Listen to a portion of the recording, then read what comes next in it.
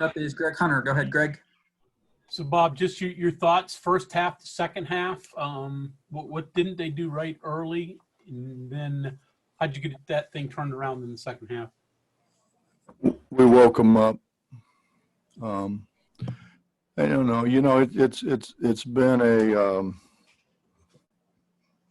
a long few weeks with, you know, it's so hard. We're playing, we're not playing.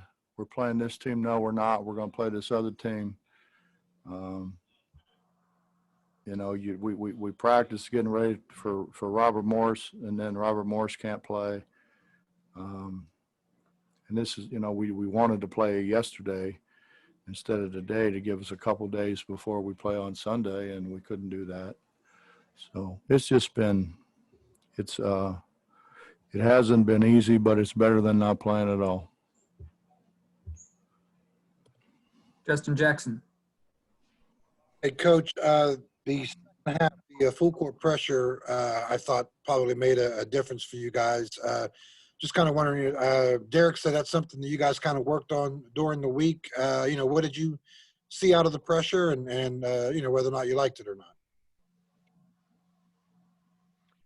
We didn't do much out of it, Justin. We just kind of slowed them down. We weren't really trying to steal the ball or make a lot of plays on the ball. We were just trying to slow them down so we didn't have to guard for the whole clock. You know, their game plan was to come in and get as deep into the clock as they could and get a good shot. And they were successful in the first half. And this burnt some clock, so they didn't have as much time to do what they wanted to do. Go ahead, Ryan Pritt.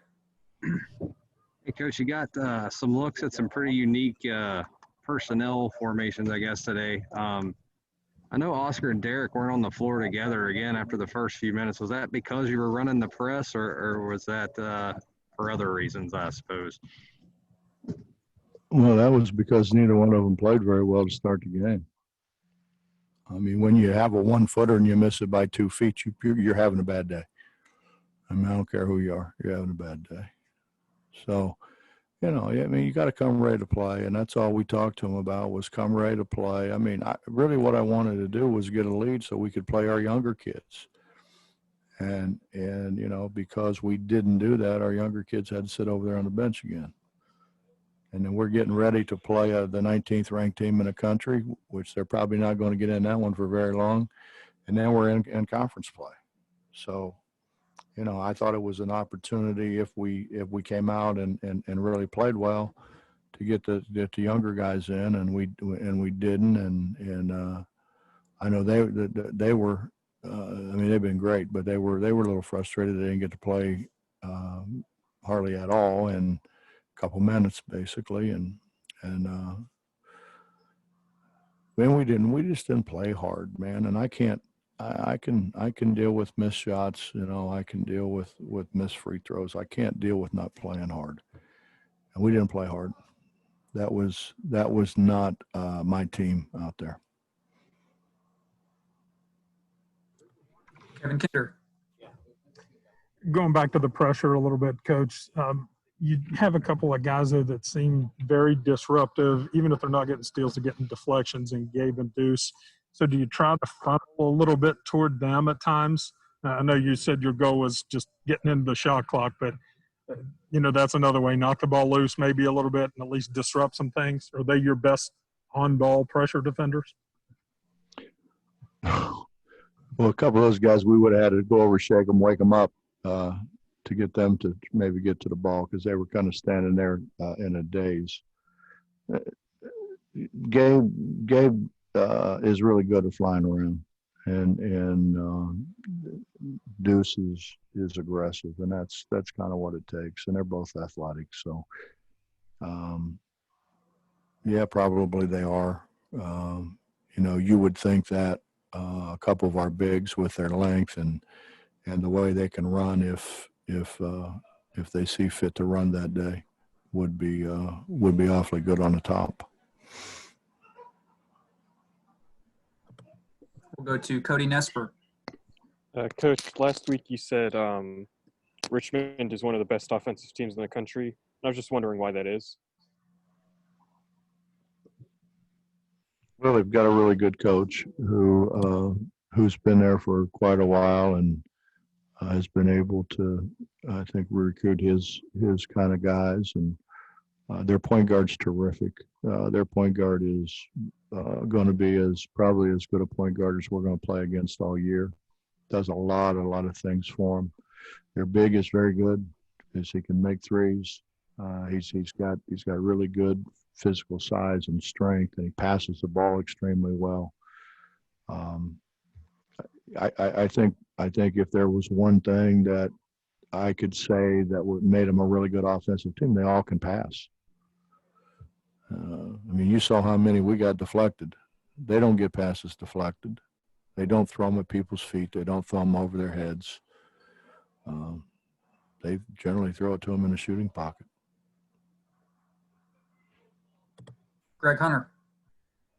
Coach, there were a ton of turnovers by both teams in the first half today with good defense, bad offense. You haven't had a ton of turnover problems this year, so that was a little bit unusual. Well, Greg, I beg to differ. We've had all kind of turnover problems because the worst turnovers are unforced turnovers, and we've had a ton of unforced turnovers. And that's carelessness. It's carelessness. It's balance. It's maybe just being an awfully bad passer. I'm not sure, but we haven't passed it very well. Back to Justin Jackson. Coach, Oscar, you've talked about Oscar a little bit. He doesn't score tonight. He does get 7 rebounds, but, he's kind of been plagued with foul trouble in other games. But from game 1 to this game, what are you seeing with Oscar? What disappoints you in his overall play so far? He hasn't played well. Yeah. He hasn't ran. He was as good a runner, I think, as any power forward in the country, maybe the best. He hasn't ran. So he hasn't got involved in the transition game. He hasn't made perimeter shots, which I thought at the end of the year last year, he made perimeter shots. You had to guard him at the foul line. He hasn't finished around the rim. And that was something that, as the season went on, he got better and better and better at. It's a big jump between high school and here, just from the amount of contact that's allowed, the size, the length of the people you're playing against. In this situation, he was bigger than all but at least one of their guys and didn't finish around the rim. Derek didn't finish around the rim till the second half. I let Derek sit down there and think about it for a little while. He hasn't. I love the kid. I'm not trying to say something disrespectful to him, but he hadn't played very well. He hadn't finished. He hadn't ran. Hadn't rebounded as well. We hadn't passed it as well. We ran a lot of roll and replace with he and Derek a year ago. I can't do that now. Because they're going to throw it to the wrong team, and that shouldn't happen. Because they did it a year ago. Matt Thurnsborg. Coach, it's a pretty significant difference from the first half to the second half in shooting. Is that the performance you expect to see from you guys from game to game? Well, I just said on a radio show, we think Sean McNeil can really shoot the basketball. Taz Sherman can really shoot the basketball. Deuce is a way better than average shooter.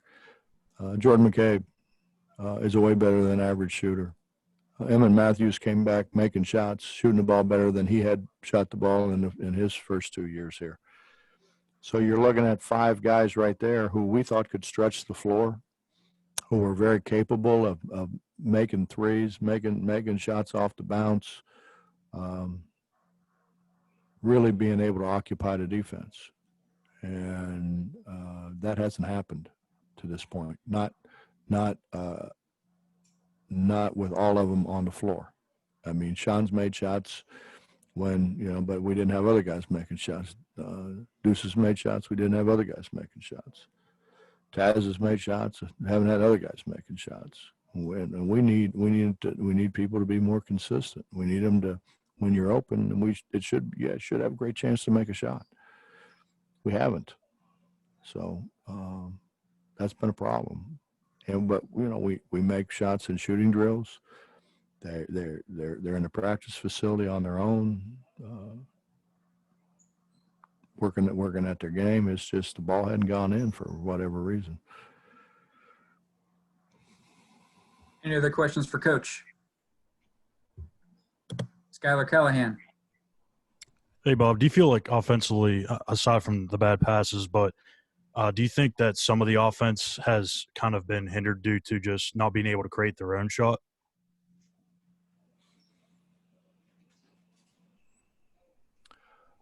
No, I don't think so. I think certainly Deuce can create his own shot. I think Taz can create his own shot. Sean can create his own shot. We have guys who can create their own shots. Unless you're playing in the NBA, there's not a whole lot of college guys that create their own shots consistently and make them.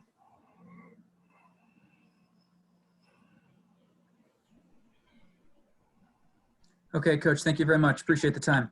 Uh-huh.